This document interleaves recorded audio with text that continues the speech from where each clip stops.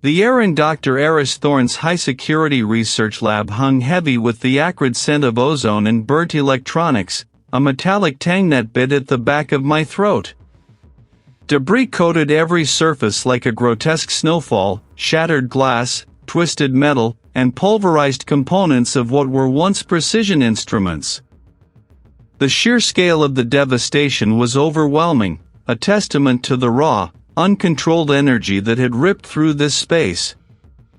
"Looks like a total loss," Reed, the lead detective stated, his voice muffled by his respirator, a stark contrast to the casual shrug of his shoulders. "Initial assessment points to a catastrophic containment breach. Something went wrong, spectacularly." He gestured vaguely towards the central workstation, now a crater of blackened composite material. "Could be a tragic accident. Or, given Thorne's reclusive nature and the pressure he was under, a deliberate act to end it all." I nodded, not taking my eyes off the scene. Thorne, or what remained of him, had already been removed. The outline on the floor, barely visible beneath a fine layer of ash, spoke volumes of the explosion's epicenter. The prevailing narrative was clear: a brilliant bioengineer, isolated in his groundbreaking work, either made a fatal error or chose a definitive exit. Most would accept it. Most wouldn't look closer. But I wasn't most. My gaze drifted, sweeping past the buckled steel frames and the scorched walls. I moved slowly, my boots crunching on the detritus, each step deliberate, a silent refusal to be swayed by the obvious. My eyes, trained to find the anomaly in the chaos, searched for the discord in the symphony of destruction. The lab's intricate security systems, once impenetrable, lay inert.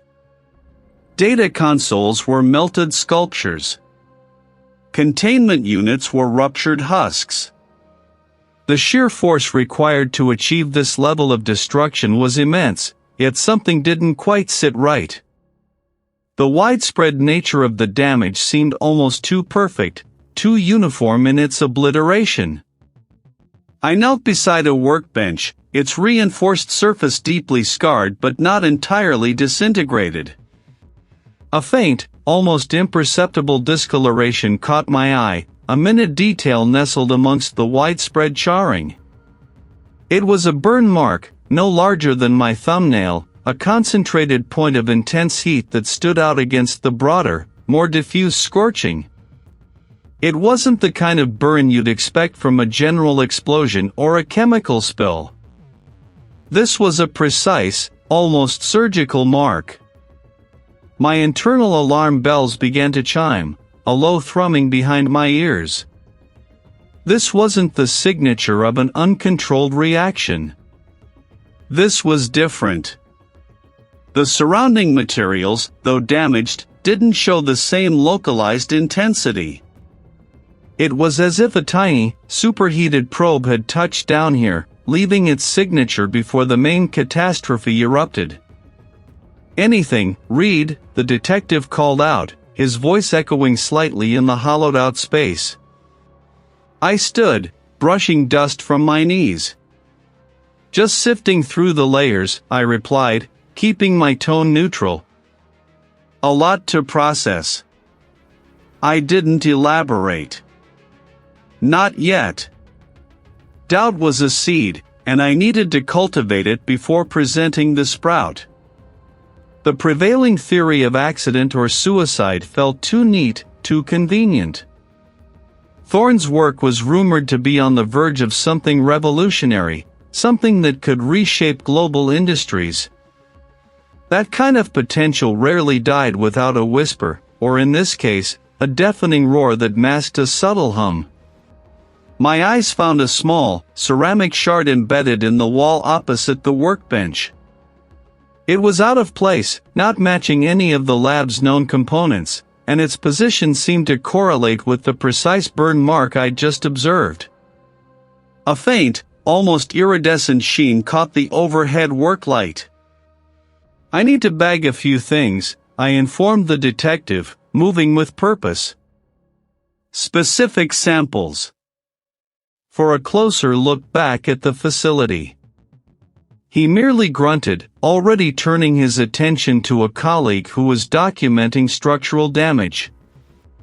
They were looking at the forest. I was examining a single, peculiar leaf.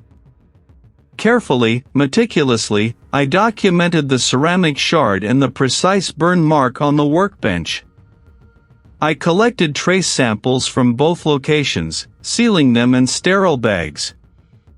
My fingers, accustomed to the delicate dance of forensic collection, worked with an almost surgical precision. The tension in the air wasn't just the aftermath of the explosion, it was the quiet hum of an unfolding mystery, a puzzle piece that didn't fit the picture everyone else was painting. The air here was filtered, scrubbed clean of any contaminants, allowing for absolute focus. I placed the bagged samples under the stereo microscope, adjusting the magnification until the minute burn mark on the workbench fragment filled the field of view. The edges were crisp, defined, unlike the diffuse charring of the surrounding material. And within that tiny, scorched circle, I could discern faint, directional striations, almost like tiny claw marks etched into the surface. These weren't random. They suggested a specific tool, a focused application of energy, not the scattershot force of an explosion. Then I shifted to the ceramic shard. But it was the iridescent sheen that truly held my attention. It wasn't simple dust. It had a crystalline structure, too uniform, too deliberate to be accidental. It glimmered with an almost unnatural light. This wasn't an accident. And it wasn't suicide. Someone had been here. Someone had left a calling card, subtle enough to be missed by anyone not looking for it, but screaming its presence to my trained eyes. The world thought Dr. Aris Thorne had perished in a tragic miscalculation. I knew better. This was a setup. And that tiny, shimmering trace was my first thread. Here, every surface gleamed, every tool was precisely arrayed, and the air was scrubbed clean of anything that might contaminate a sample. I worked under the focused glow of a surgical lamp, my gloved hands moving with deliberate slowness over the fragments I'd collected. The ceramic shard, still bearing a faint scorch mark, felt impossibly delicate between my tweezers. I catalogued its exact dimensions, its unique fracture pattern, the subtle discoloration that spoke of intense heat. My earpiece crackled, pulling me from my microscopic examination. "Read, the preliminary from the medical examiner just came in. You'll want to hear this." It was the voice of the lead investigator, his tone flat, betraying nothing. "Go ahead," I said, not looking up from the microscope. I was examining the burn mark I'd scraped from the workbench, a peculiar, almost symmetrical pattern that had nagged at me since I first saw it. Thorne's injuries are consistent with a high-energy blast and subsequent thermal trauma. Burns over 80% of his body, severe internal hemorrhaging, blast lung. All textbook for a lab explosion. The investigator paused. But there's an anomaly. A lack of certain expected blast residues. And the medical examiner noted a peculiar contusion on the back of his skull, non-fatal, but distinct. It suggests he was incapacitated before the primary event, or at least struck by something at an unusual angle. I felt a familiar chill, the kind that whispers of a carefully constructed lie. Incapacitated before the blast? I murmured, my gaze still fixed on the magnified burn pattern. It was too clean at the edges, almost deliberate. Any foreign substances in his system? Sedatives? Nothing obvious yet. Tox screen is still running, but the initial report is clean. And the skull contusion? Could it be from the explosion itself? Possible, but unlikely given its placement and depth. The medical examiner described it as blunt force trauma, not shrapnel. Said it looked like he hit something hard and flat, or was struck by it, before the main concussive force. I disconnected, the implications settling like dust. A blow to the head, then the explosion. It wasn't an accident. It was a cover-up. Someone had ensured Thorne was helpless, then detonated something. The medical examiner's observation solidified my gut feeling from the lab. This wasn't a tragic miscalculation, it was a carefully staged act. I shifted my focus to the samples taken directly from Thorne's clothing and skin, delivered to the clean room and sealed evidence bags. Each fiber, each epidermal scrap, was a potential witness. I ran the minute dustings through the mass spectrometer, looking for anything out of place. Most of it was standard lab particulate, traces of reagents, polymers, glass microshards. But then, a flicker on the screen, a spectral signature I didn't immediately recognize. I isolated the sample, a microscopic cluster of fine, almost iridescent particles clinging to a fiber from Thorne's sleeve. It wasn't organic, not a metal, not a common industrial compound. It was something unique. A rare mineral composite, typically used in high-end optical coatings or specialized abrasive materials, not something found in a bioengineering lab. Its presence here was like a fingerprint from another world. My thoughts raced. Where would Thorne have encountered something like this? What connection did it have to his work? Or, more likely, to his killer? Later that afternoon, I sat across from the rival bioengineer, Dr. Silas Vance, in a sterile interview room. His eyes, though weary, held a glint of something I couldn't quite place, frustration, perhaps, or barely concealed triumph. Aris Thorne was difficult, Vance began, his voice smooth, carefully modulated. Brilliant, yes, but intensely competitive. Obsessive. He guarded his research like a dragon. Made enemies, too. Were you one of them? I asked, my voice calm, neutral. Vance offered a tight, almost imperceptible smile. Professionally, we were rivals. We both vied for the same grants, the same recognition. Our approaches differed. He was all about the next big leap, often at the expense of established protocols. I prefer precision, peer review. He saw that as weakness. I saw his methods as reckless. Did you ever argue with him? Physically? I watched his hands, noting the slight tremor. He scoffed lightly. Never. Our battles were in the journals, in the boardroom.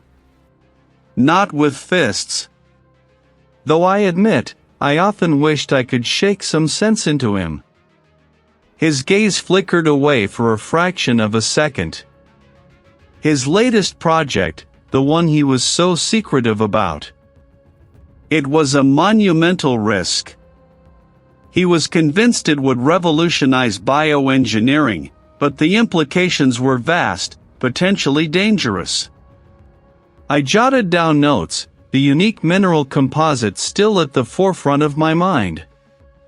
Did Vance's lab use such materials? I'd have to check. His motive was clear, professional ambition, perhaps a desire to claim Thorne's groundbreaking research for himself. Next, I spoke with the former assistant, Maya.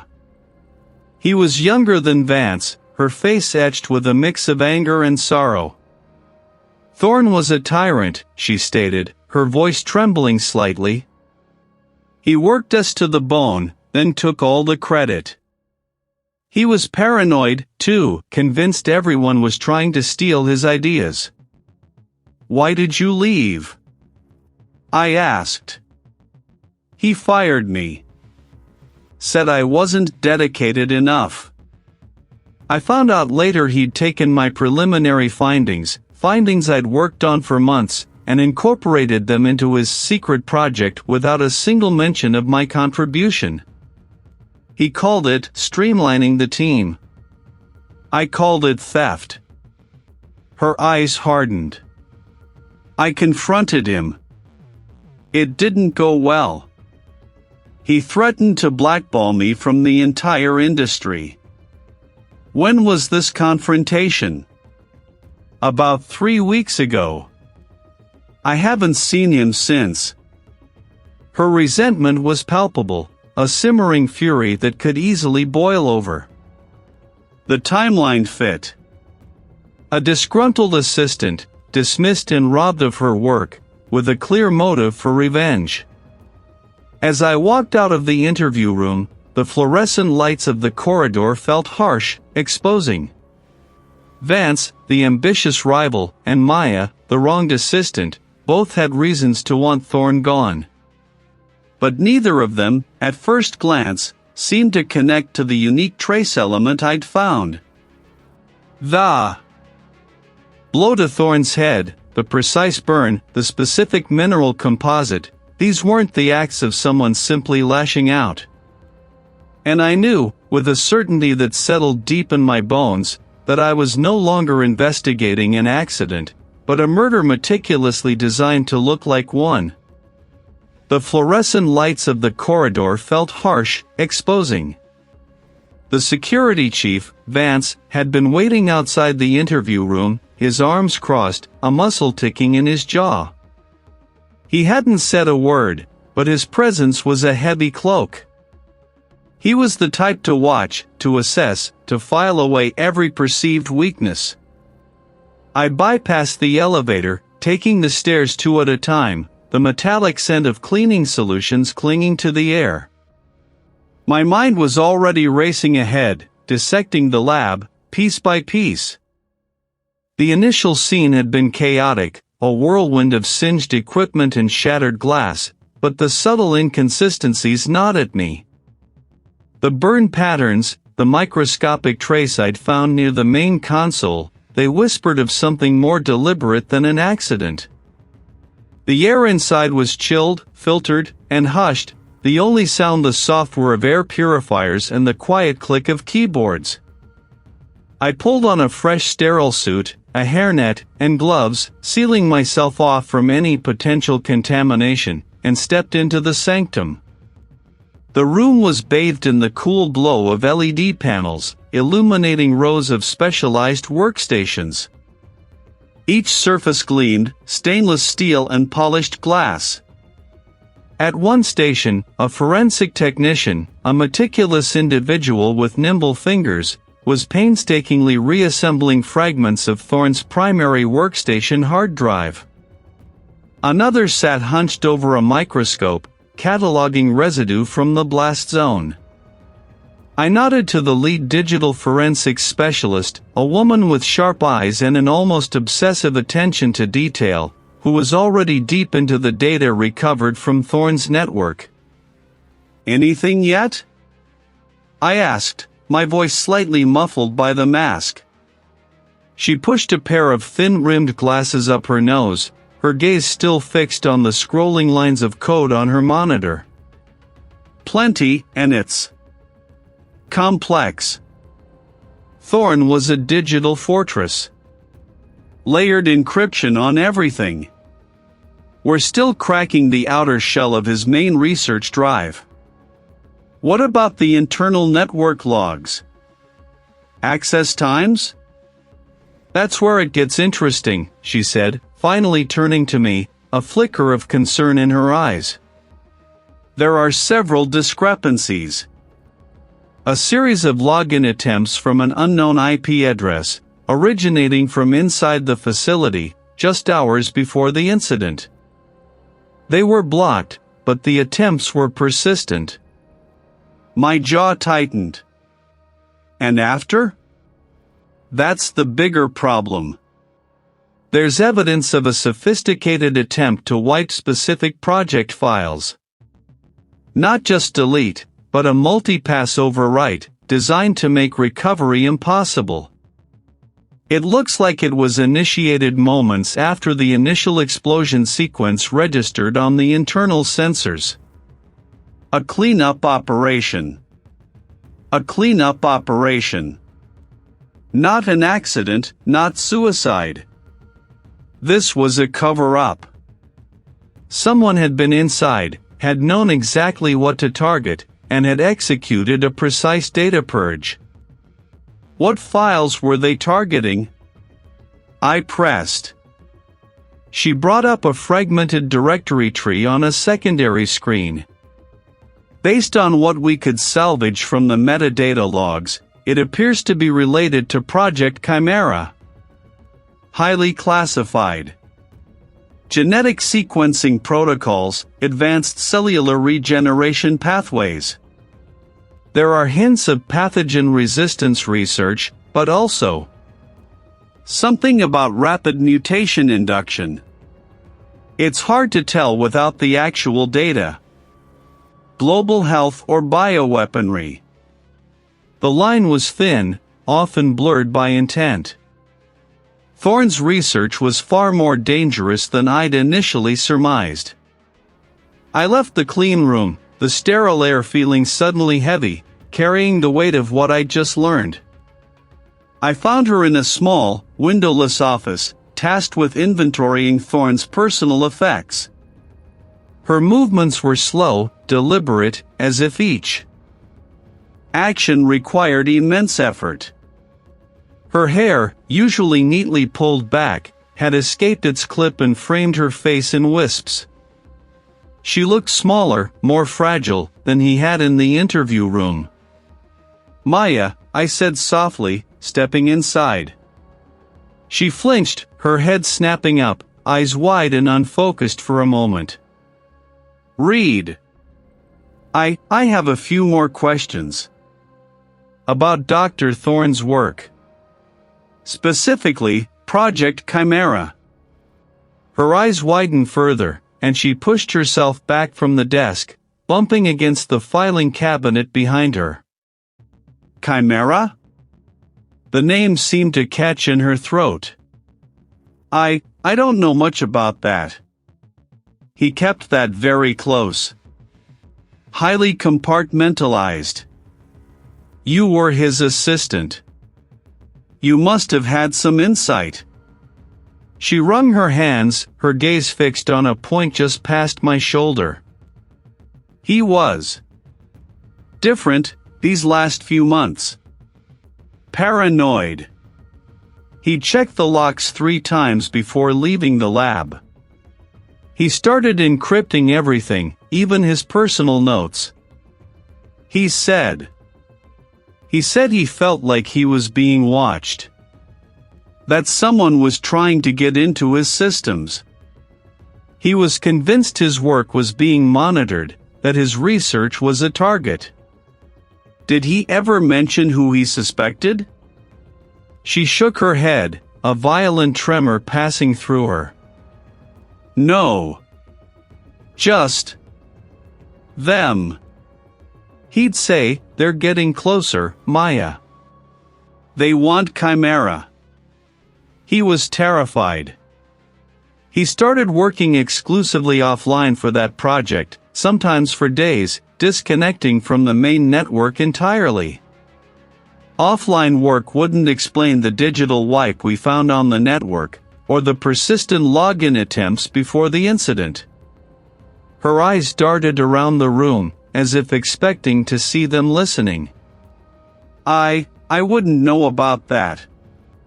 He was so secretive. But he was scared, Reed. Truly scared. He said if anything happened to him, I should tell someone to look for the ghosts in the machine. He said they would reveal the truth. Ghosts in the machine. It wasn't just a cover-up, it was a ghost hunt. And Thorne had known someone was coming for him, for his secrets. The tension in the room was palpable, a suffocating blanket woven from fear and unanswered questions.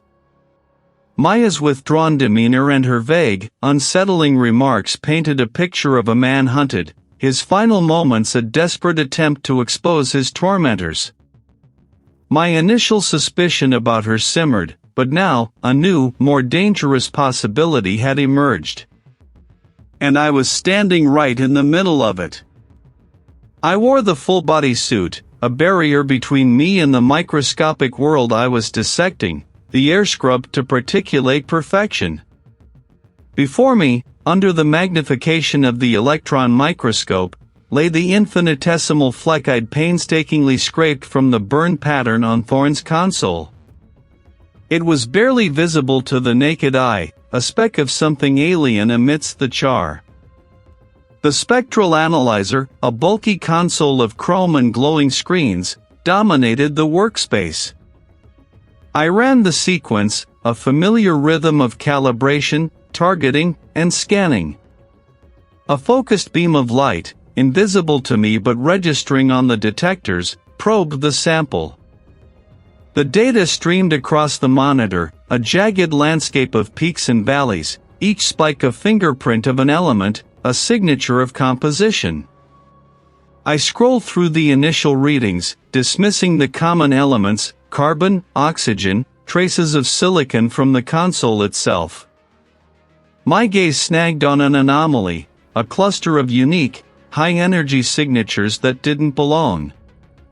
I isolated the anomalous data, running it through the library of known compounds. The initial sweep returned nothing. This wasn't a standard material. This was exactly what I'd been looking for, the deviation, the whisper of something manufactured, something placed. I adjusted the parameters, widening the search to include rare earth elements, exotic alloys, and then, finally, synthetic polymers. The machine word, processing the expanded database. A match flashed on the screen, tentative at first, then solidifying with each cross-reference. A. Rare, synthetic polymer. The detailed profile that appeared was startling, an advanced material, incredibly durable, with extreme thermal stability and a unique electrical conductivity profile.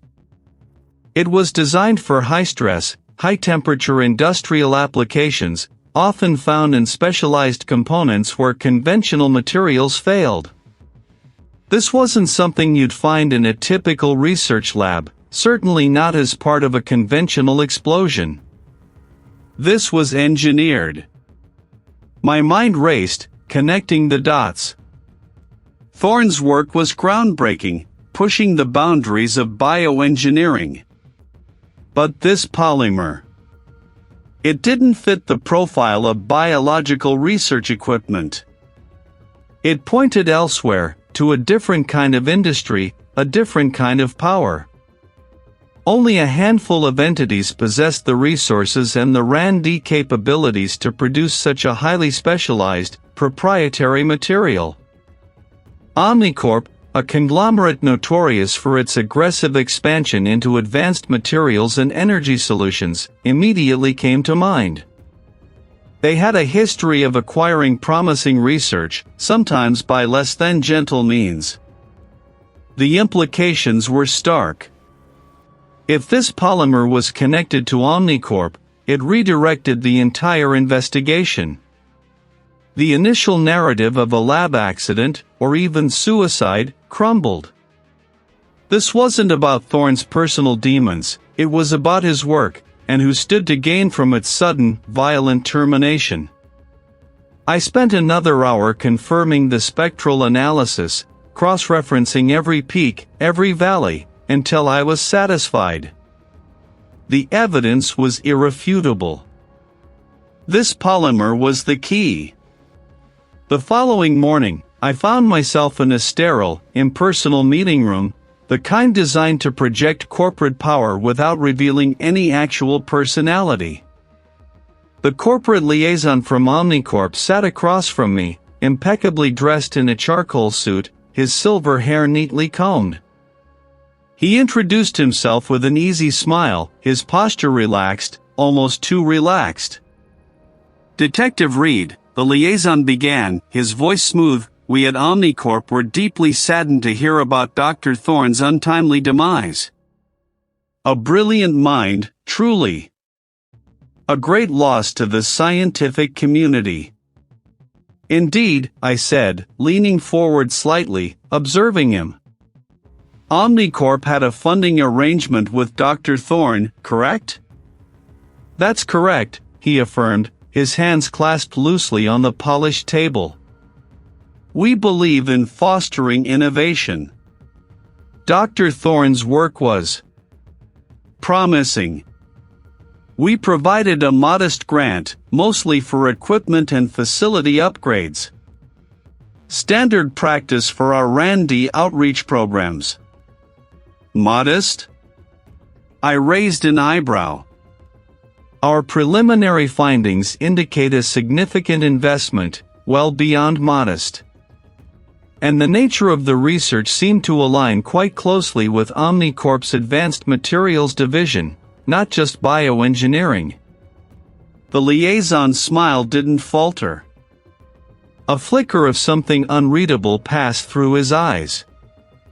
"Our interests are broad, Detective. Bioengineering often requires novel material solutions. We saw potential synergy.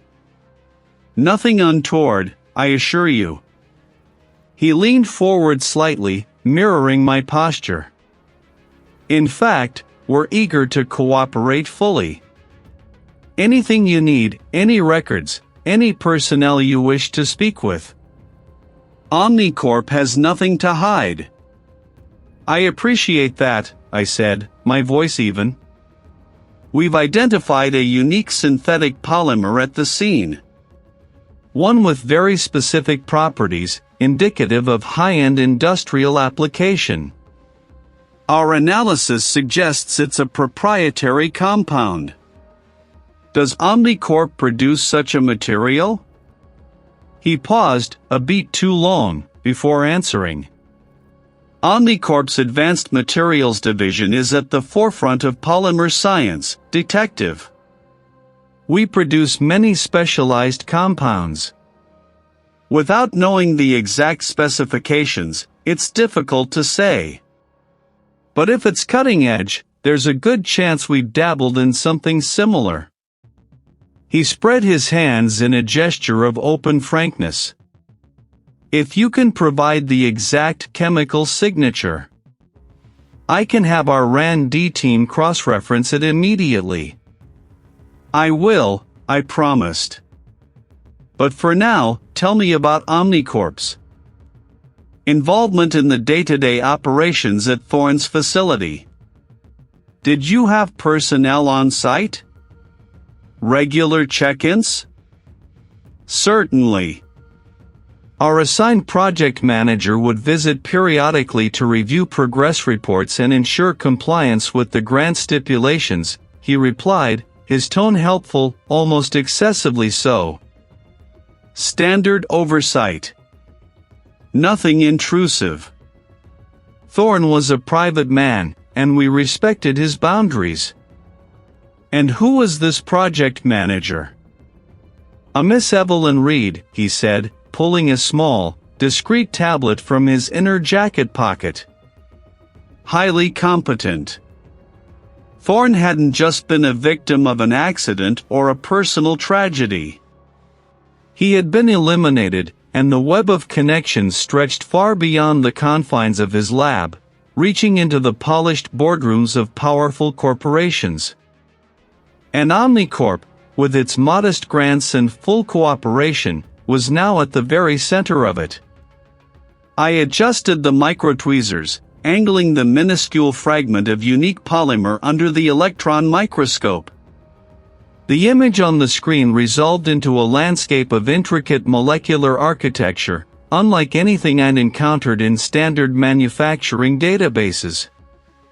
My colleague, the lead technician, had already run the initial spectrographic analysis. The results were consistent: an advanced, highly specialized compound, engineered for extreme heat resistance and tensile strength, with a signature crystalline structure pointing to a bespoke synthesis. "It's not off the shelf," I murmured, more to myself than to the technician meticulously cataloging fiber samples across the room. "The specific heat treatment. The lattice pattern. It's proprietary, custom-made. And not for public consumption." The technician nodded, his brow furrowed behind his mask. "Our internal database, the global open-source registries, nothing matches. It's either brand new, or it's from a very closed loop." That was the conclusion I'd been circling. This polymer wasn't just rare, it was unique. It screamed of bespoke engineering, a product of highly specialized research, precisely the kind Thorne was rumored to be involved in. The problem was tracing that closed loop. The colleague I'd spoken with earlier had been vague, almost deliberately so, about the materials used in Thorne's advanced projects. His transparency felt like a shield, not a window. Hours bled into a late evening. My eyes, accustomed to the microscopic world, felt gritty. I packed away the polymer sample, sealing it in its inert container. The silence of the lab at this hour was heavy, broken only by the distant hum of ventilation. My mind churned with possible leads, trying to connect this polymer to the specific damage found at Thorne's lab. I stepped out into the cool night, the city lights a distant blur against the overcast sky. My vehicle was parked a block away, a habit I maintained for a quick, anonymous exit. As I crossed the deserted street, a sudden roar shattered the quiet. It veered sharply, tires spitting gravel, missing me by scant inches. The rush of displaced air ruffled my coat, and I felt the metallic tang of exhaust fumes. The driver didn't slow, the vehicle a blur as it disappeared around the next corner. This wasn't a random incident. The precision of the near miss, the aggressive acceleration, the immediate disappearance, it was too deliberate. Someone knew I was leaving, and they wanted to send a message. My investigation was getting too close. Back at my own modest workspace, a small, cluttered office on the ground floor of a converted industrial building that served as my sanctuary, I found another message. The lock on the door was intact, the wards undisturbed. But the faint scent of ozone hung in the air, a ghost of something recently activated. My desktop monitor was off, but the subtle glow of a single indicator light from the power strip below hinted at a recent power cycle. I always left it on standby. I moved slowly, scanning the room. Nothing seemed overtly disturbed. My papers were where I'd left them, the scattered notes on Thorne's case still spread across my desk. Then I noticed it, the small, framed photograph of my mentor, a stern but kind man who had taught me everything, was subtly askew. It always sat perfectly straight. Someone had been here, moved it, and then replaced it, not quite perfectly. A deliberate, almost arrogant signature. They hadn't wanted to steal anything, just to let me know they could get in. This wasn't just about Thorne anymore. It was about me. The escalating accidents confirmed my suspicion. I was not only uncovering a dangerous truth, but someone was actively trying to impede me. They wanted me to back off. It was Maya. "I need to tell you something. I can't sleep. Before Thorne died," she stammered, "there were nights. I work late sometimes, you know? And I saw a vehicle. Not Thorne's. Black, unmarked, and a figure. Not Thorne. Not the colleague. Someone else. They were going into the lab. After hours. I thought maybe Thorne had just hired someone new, or was collaborating with a specialist. But I never saw them during the day. And then, an unknown individual accessing Thorne's high-security lab after hours, just before his death. It wasn't an accident. It was a planned, deliberate act, executed by someone with intimate knowledge of the facility and Thorne's schedule. And now, they knew I was on their trail. The game had just escalated. The air, filtered and cool, carried the faint, clean scent of disinfectant and ozone. On the main screen, a complex schematic of Thorne's lab pulsed with data points, representing every environmental sensor, every access log, every power fluctuation recorded by the facility's bespoke control system. "Anything yet, Reed?" The lead digital forensics specialist, a woman with quick, intelligent eyes framed by a pair of wire-rimmed glasses, leaned over my shoulder. Her voice was quiet, respectful of the intense focus required. "The system is designed to be self-correcting, redundant. It's a fortress of data. But even fortresses have weak points." I zoomed in on the environmental control logs from the night of the incident. Thorne's lab wasn't just a workspace, it was a highly controlled ecosystem, meticulously regulated for his unique research. Temperature, humidity, atmospheric composition, all were kept within narrow parameters. The initial reports had pointed to a sudden, catastrophic pressure anomaly. A freak accident, they'd called it. But I knew better. The burn patterns, the microscopic residue, the chilling words from the colleague, they all screamed intent. I navigated deeper, past the surface-level reports. The system logs were exhaustive, a digital fingerprint of every second of the lab's operation. And there it was. "Look at this," I said, tapping the screen. At 2 hours 17 minutes and 32 seconds, the primary atmospheric regulator shows a minor fluctuation. Within acceptable limits, barely. I traced the entry with my finger. But then, at 2 hours 17 minutes and 45 seconds, the secondary scrubber array registers an unexpected power surge. A micro spike, almost imperceptible. The system self-corrected, as designed. But why the spike? The specialist squinted. Could be a grid anomaly, a minor internal component hiccup. Happens. Perhaps, I conceded, though my gut tightened. But it's the sequence that bothers me. 13 seconds later, the humidity sensors in Sector Gamma, Thorne's primary research zone, show a sudden, uncharacteristic drop. Not a malfunction, mind you.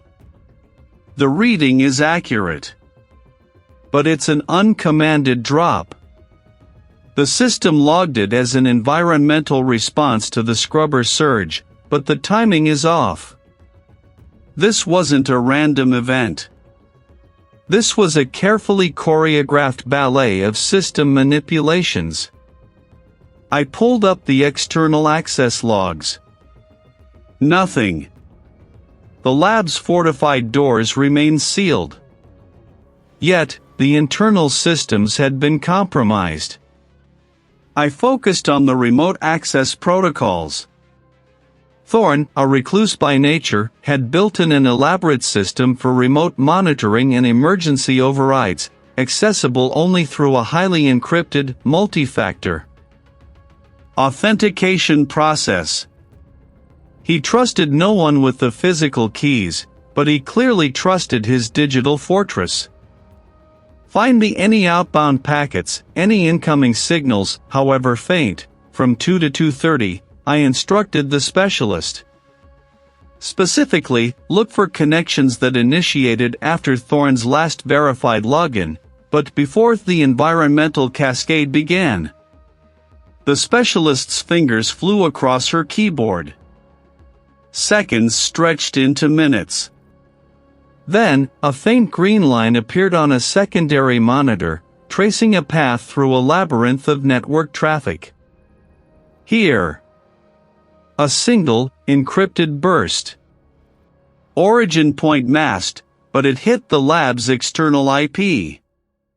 It was a very brief connection, barely a blip. This wasn't an accident. It was an assassination by proxy, a meticulously planned digital strike. The perpetrator hadn't needed to step foot in the lab to kill Thorne. They had simply needed to know its intricate language. I leaned closer to the schematic, mentally replaying the events. The brief, almost imperceptible power surge in the scrubber array. The uncommanded humidity drop. The lab's atmosphere, calibrated to perfection for Thorne's work, had been systematically destabilized. The very air he breathed, the equipment he relied upon, turned against him. A precise, multi-stage manipulation of the lab's environment and specialized equipment, triggered remotely, designed to mimic a catastrophic research malfunction. They didn't overload a single system, I explained, the words tasting like ash in my mouth. They created a chain reaction. A subtle pressure change, followed by a specific atmospheric alteration, then a targeted energy spike in the containment field generator. It was a digital domino effect, culminating in the fatal event.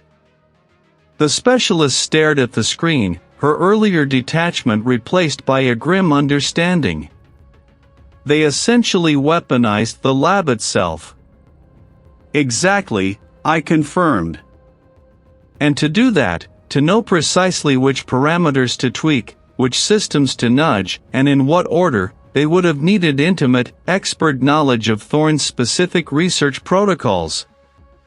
His bespoke equipment. His entire methodology.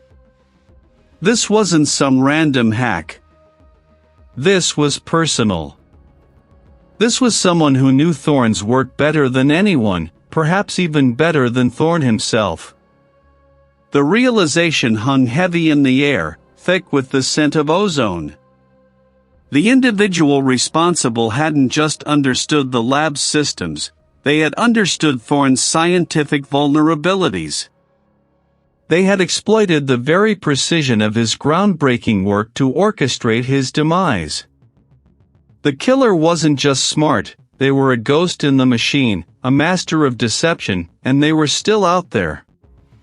Here, every surface gleamed under fluorescent lights, reflecting the meticulous nature of the work. I stood before a large, secure workstation, my gloved hands resting on a keyboard, eyes fixed on the array of monitors displaying Thorne's digital ghost. Data drives, carefully cataloged and sealed, lay in a protective case beside me.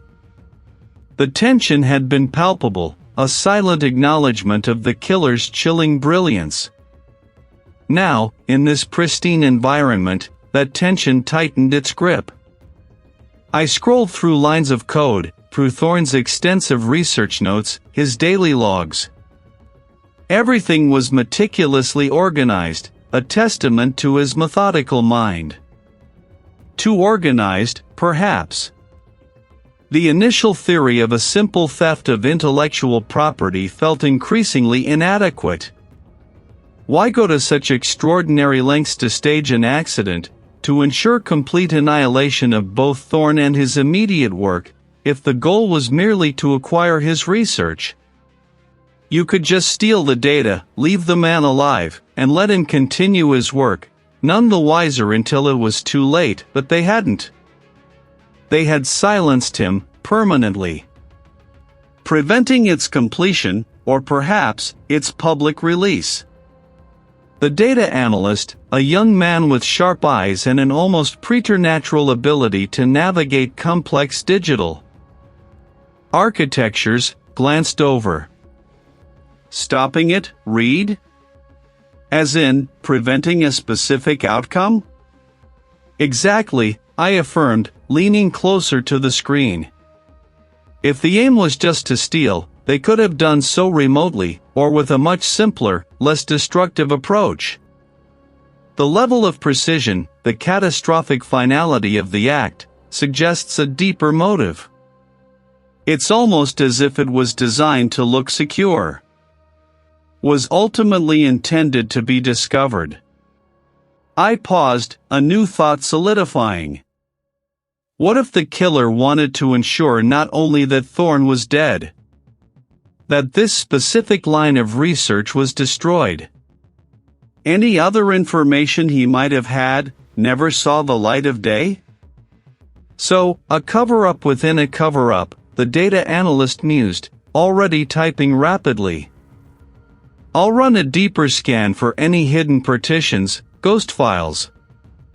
Unusual encryption layers that don't conform to his standard project protocols. Thorne was brilliant, he might have had contingency plans, or just a place for his private thoughts. Focus on anything outside the expected project structure, I instructed. Look for personal logs, communication archives that deviate from corporate channels, anything that looks like a digital dead end. A man like Thorne, with groundbreaking, potentially world-changing research, would have known the risks.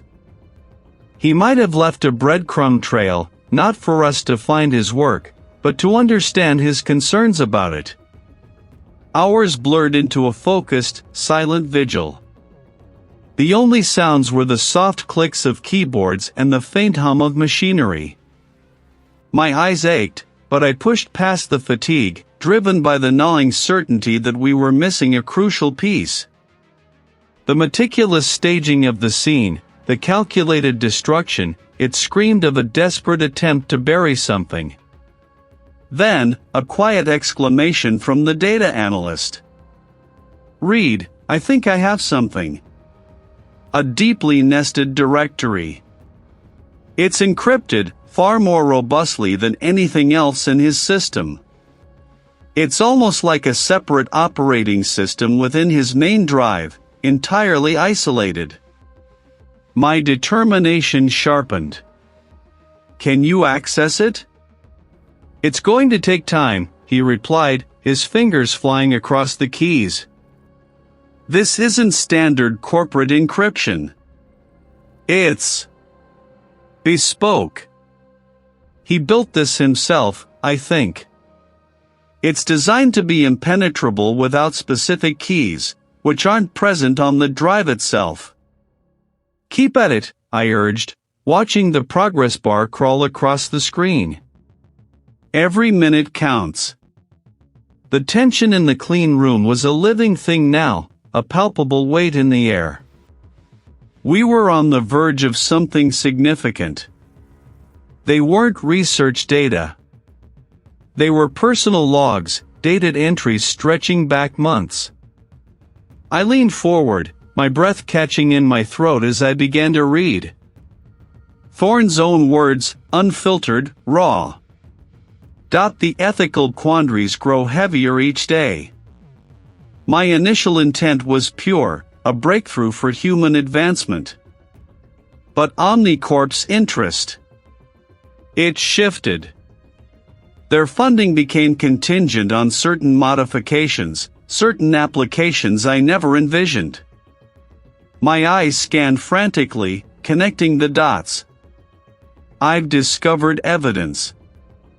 They aren't just funding my primary project, they're running a parallel, clandestine operation. They've twisted aspects of my foundational work, weaponized it. This was it. The hidden motive. I cannot let this stand. I have gathered enough proof. I intend to expose Omnicorp, to reveal their true intentions and the monstrous project they are secretly developing. The world needs to know. The last entry was dated just 3 days before his death. My gaze snapped from the screen, my mind racing. This wasn't about theft. It was about absolute prevention. The killer wasn't just after Thorne's work, they were after his conscience. They wanted to prevent the public release of his damning evidence, to protect their clandestine, dangerous project. I wasn't just investigating a murder anymore. I was staring into the face of a corporate conspiracy, one that had already claimed a brilliant mind and was willing to eliminate anyone who stood in its way. And now, I was standing directly in its path. Fluorescent panels above cast a stark, unforgiving light on the polished steel surfaces and the array of monitors that surrounded me. Here, every particle was controlled, every variable accounted for. It was the antithesis of the chaotic scene Thorne had left behind, and precisely the environment I needed to make sense of the chaos. My mind still reeled from the implications of Thorne's final journal entries. He wasn't just working on something revolutionary, he was exposing something catastrophic. Omnicorp wasn't just interested in his research, they were desperate to bury his accusations. This wasn't a lab accident, nor a simple corporate hit. An inside man. I pulled up the comprehensive access logs for Thorne's secure lab, layering them with employee profiles and the detailed schematics of the lab's environmental controls. The saboteur hadn't simply caused an explosion, they had orchestrated a systemic failure, bypassing redundant safeties, manipulating gas lines, and overriding emergency protocols. This wasn't the work of a blunt instrument. It required finesse, a deep understanding of bioengineering infrastructure, and a cold, calculating mind. The screens flickered with a cascade of data, timestamps, biometric scans, security camera feeds synchronized to the millisecond. I filtered the access logs, focusing on individuals who had entered Thorne's lab within a 72-hour window prior to the incident, and crucially, those with the highest security clearance, the kind that allowed access to the deep systems that governed the lab's integrity. The list, initially long, began to shrink. Many had legitimate reasons for access: the maintenance engineer, the safety compliance officer, a handful of research assistants. But their digital footprints didn't align with the specific, intricate series of overrides. The maintenance engineer, for instance, had access to the gas lines but lacked the credentials for the experimental chamber's specific atmospheric controls. The safety officer understood protocols but didn't have the granular access to disable them remotely without triggering alarms. Each individual was a piece of a puzzle, but no single one fit the whole. Then I cross-referenced the technical expertise required. Who possessed a comprehensive understanding of both the physical infrastructure and the complex digital control systems? Who knew not just how to operate the equipment, but how to subvert it without leaving a trace? I ran a search against all employee profiles, scrutinizing their educational backgrounds, their previous projects, even their military service records. I wasn't looking for a common lab technician, I was hunting for a ghost, a professional. The search algorithm narrowed the field further. a few senior researchers, a couple of high-level project managers. And then, a name surfaced that had previously seemed innocuous: David Thorne, the Omnicorp liaison. He was present at initial interviews, a smooth, corporate face, offering condolences and assurances. My initial assessment had pegged him as a bureaucratic hurdle, nothing more. But the data on the screen was telling a different story. His profile detailed a surprisingly diverse career trajectory. After a stint in corporate strategy, there was a 7-year gap listed simply as consulting, followed by a return to Omnicorp in a specialized oversight role. The consulting period immediately raised a flag. I dug deeper, cross-referencing public records and archived news articles. It took several minutes of focused searching, sifting through layers of redacted reports and obscure industry journals, but the pieces began to slot together. The consulting period wasn't just vague, it was deliberately obscured. Beneath the corporate veneer, David Thorne had a background in highly sensitive risk management operations for various multinational corporations. The trail led me to an old scandal, years back, involving industrial espionage and stolen intellectual property from a competing biotech firm. The incident had been hushed up, settled out of court, but the whispers in the financial press at the time had pointed to a sophisticated, almost untraceable operation that had crippled the rival company's flagship project. David Thorne's name, or rather, his alias at the time, was mentioned tangentially in a leaked internal memo concerning the recovery of the stolen data. It wasn't just covert operations, it was covert operations specializing in intellectual property. My breath hitched. This wasn't just an inside man, this was a professional, an expert in making problems disappear, in neutralizing threats. And Thorne's accusations against Omnicorp, his imminent whistleblowing, would have been the biggest threat of all. He was the perfect ghost in the machine. The pieces connected with a sickening clarity. The Omnicorp liaison wasn't just a suspect, he was likely the architect of Thorne's demise, the one who had meticulously dismantled a life and a legacy, all to protect a corporation's secrets. The game had just shifted. It wasn't about finding a killer anymore, it was about outmaneuvering a ghost. I leaned back, my gaze fixed on the primary display, where a meticulously crafted report sat, awaiting its intended audience. It was a calculated fiction, a lure designed to snag a killer. My internal clock ticked, each second a deliberate beat against the silence. I had spent the last 2 days constructing this trap, piecing together fragments of information and weaving them into a plausible, yet entirely false, narrative. The report detailed a supposed breakthrough in Aris Thorne's research, a misinterpretation of his final project as a revolutionary energy source. But within the layers of technical jargon and speculative projections, I had embedded a single, critical phrase: unforeseen atmospheric destabilization vector. It was a subtle nod to the true, terrifying nature of Aris's work, the bioweaponry, a phrase only someone intimately familiar with the real project's dangers would recognize as a threat to their carefully constructed lie. I had arranged for the report to be accidentally accessible, a digital breadcrumb left on a shared server, just prominent enough to be found by someone looking for it, but not so obvious as to raise suspicion. My target, Aris's brother, the corporate executive, had a history of subtle data siphoning, a habit I'd uncovered during my background checks. He was meticulous, cautious, but also arrogant enough to believe he was untouchable.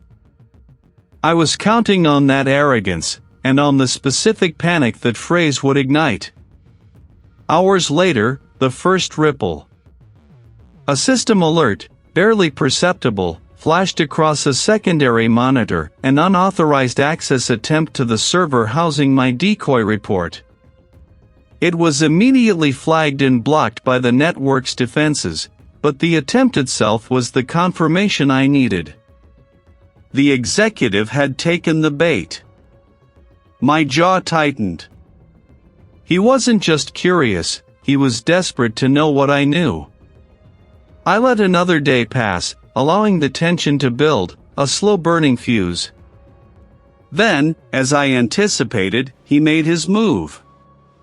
I was in a secure analysis bay, reviewing holographic projections of Aris's lab, when a colleague approached, informing me that the executive had requested an urgent meeting to discuss the progress of the investigation.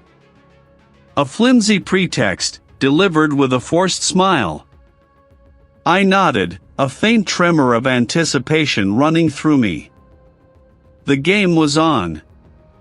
I met him in a small, private conference room, intentionally chosen for its lack of windows and its single, heavy door.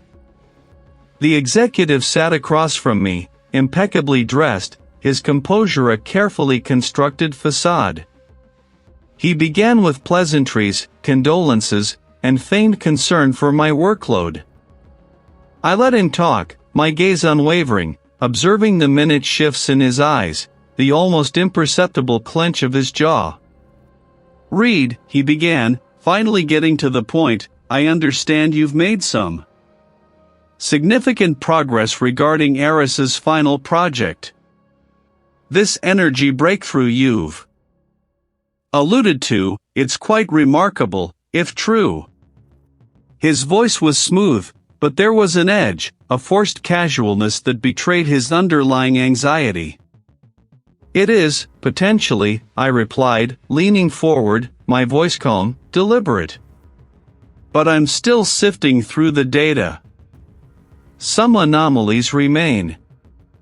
For instance, the unique polymer residue found on the primary containment vessel in Aris's lab. A microscopic trace, almost invisible, but highly reactive." His eyes flickered, a momentary loss of control. He knew exactly what polymer I was talking about. It was the same one I traced back to a highly specialized, restricted access fabrication facility within Omnicorp, a facility known for producing components for experimental, high-risk projects. Projects that had nothing to do with energy and everything to do with weaponization. "Polymer residue," he repeated, attempting to regain his footing. "That's unusual." Aris was fastidious. "Indeed," I said, a slow, predatory smile touching my lips. "But not as fastidious as the individual who introduced it. You see, this specific polymer, a complex fluorocarbon blend, isn't standard lab issue. It's a signature compound, found only in prototypes developed for Project Chimera, a bioweapon initiative within Omnicorp that Aris was vehemently opposed to. A project you, as a senior executive, had direct oversight of." His face drained of color, the mask finally cracking. "That's a wild accusation, Reed. You have no proof." "Oh, but I do," I countered, pushing a secure tablet across the table. On its screen glowed a high-resolution image of the polymer, magnified thousands of times, its unique molecular structure highlighted. Below it, a comparative analysis. This exact polymer, with its unique isotopic markers, was found not only in Aris's lab, but also in trace amounts on the personal access console within your own private office. A console you used to access Project Chimera schematics just hours before Aris's demise. And, more damningly, on the remote-activated dispersal mechanism that triggered the accident in his lab. He recoiled, his chair scraping against the floor. The carefully constructed facade shattered, revealing the desperate man beneath. His breath hitched, his eyes darting around the room as if searching for an escape.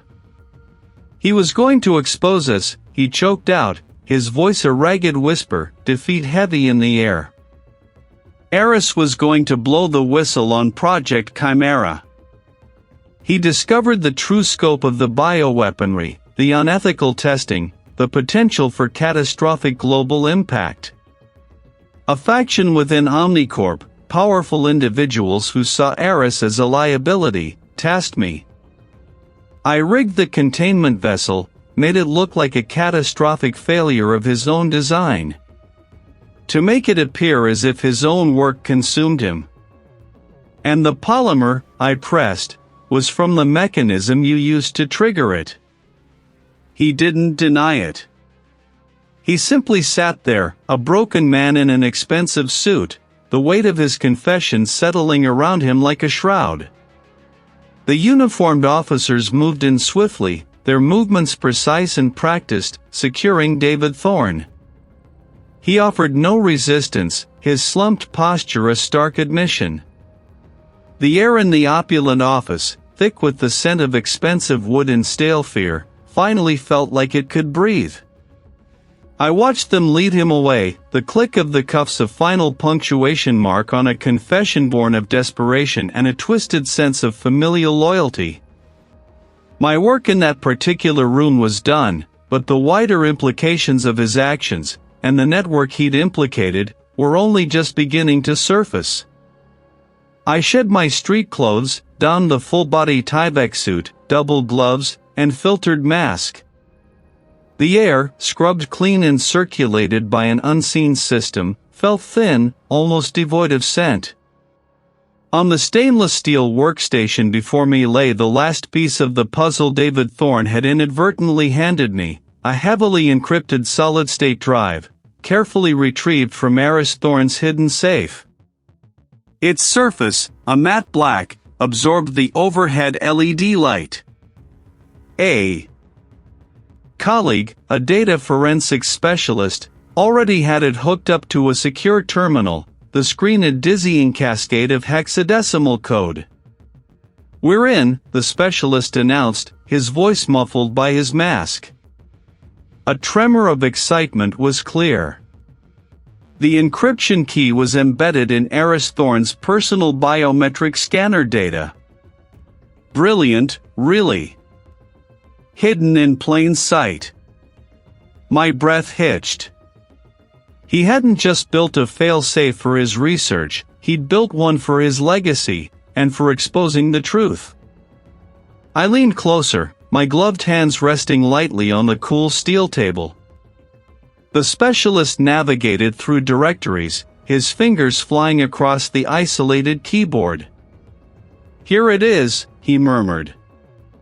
"Project Chimera files and communications logs." The screen flickered, revealing a web of emails, encrypted chat transcripts, and financial records. My eyes scanned names, dates, figures.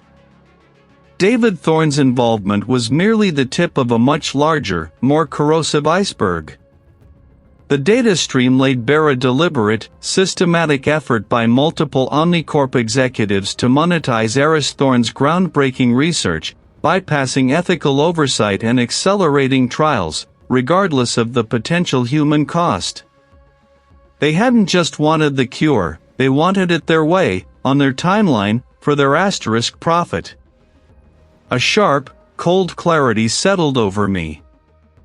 This wasn't just about corporate greed, it was about a callous disregard for life, a willingness to sacrifice individuals for a perceived greater, financial good. The tension in the room thickened, palpable. We were no longer just investigating a murder, we were uncovering a vast criminal enterprise that reached the highest echelons of a global corporation. Cross-reference these names with the internal audit logs we pulled from the main servers. I instructed the specialist, my voice steady despite the adrenaline coursing through me. Look for unusual transfers, unscheduled meetings, anything that deviates from standard protocol. as the specialist worked. A small wall-mounted monitor, usually displaying system diagnostics, flickered to life with a muted news broadcast. The anchor's grave expression, the flashing banner, Omnicorp scandal widens, CEO, board members arrested. Even without sound, the images were damning, suited figures, faces grim, being escorted into unmarked vehicles. The public reaction, I knew, would be immediate, visceral. The ethical debate surrounding scientific advancement and corporate responsibility, a topic Aris Thorne had championed, was now spilling onto every screen, into every living room. My superior called, his voice a tight wire through the secure line. "Read, the fallout is immense.